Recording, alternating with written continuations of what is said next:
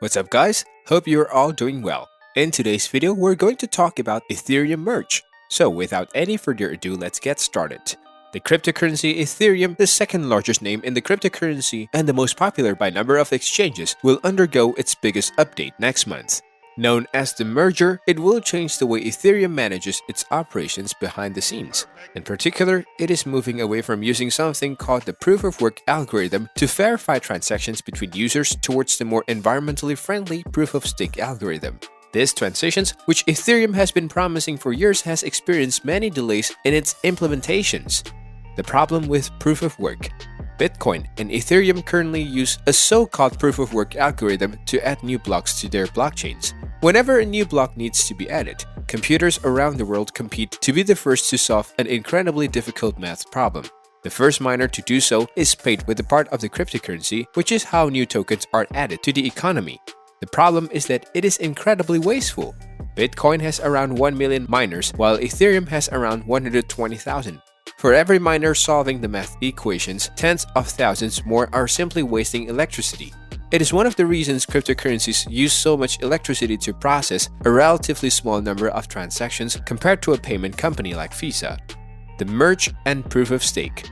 Proof of stake is a different method of validating blockchains. Instead of a race, in a proof of stake systems, validators deposit or bet a number of coins to enter a lottery to add each block.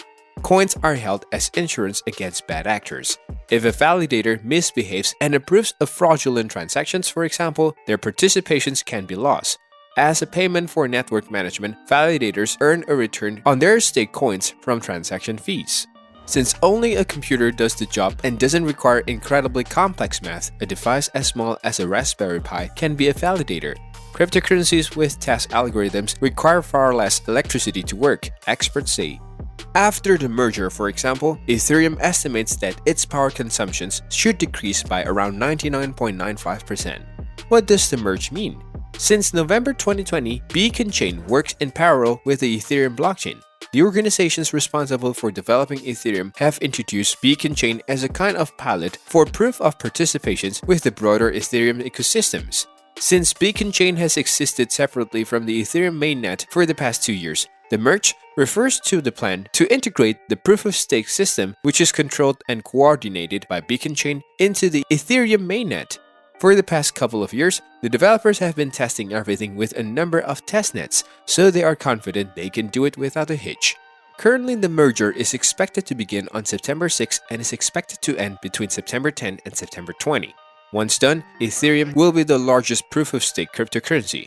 The biggest change, assuming fusion is successful, will be the reductions in energy demand for the Ethereum network.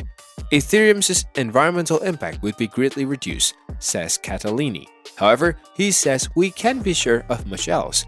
Proof of work has a very long history in terms of security, resilience, and distributions, and much less is known about what an ecosystem looks like when relying on coin staking and proof of stake.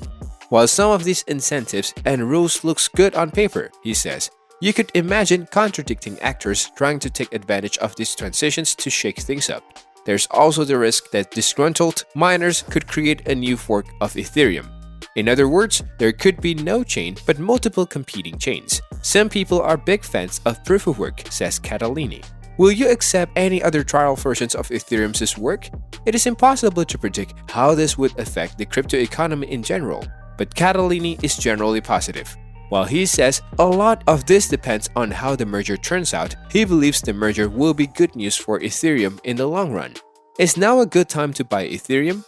Catalini is careful to warn anyone who is thinking of making money fast by trading Ethereum in the coming weeks. He says, there is so much uncertainty, it is extremely dangerous to trade this merger. With that being said, it's time to end today's video.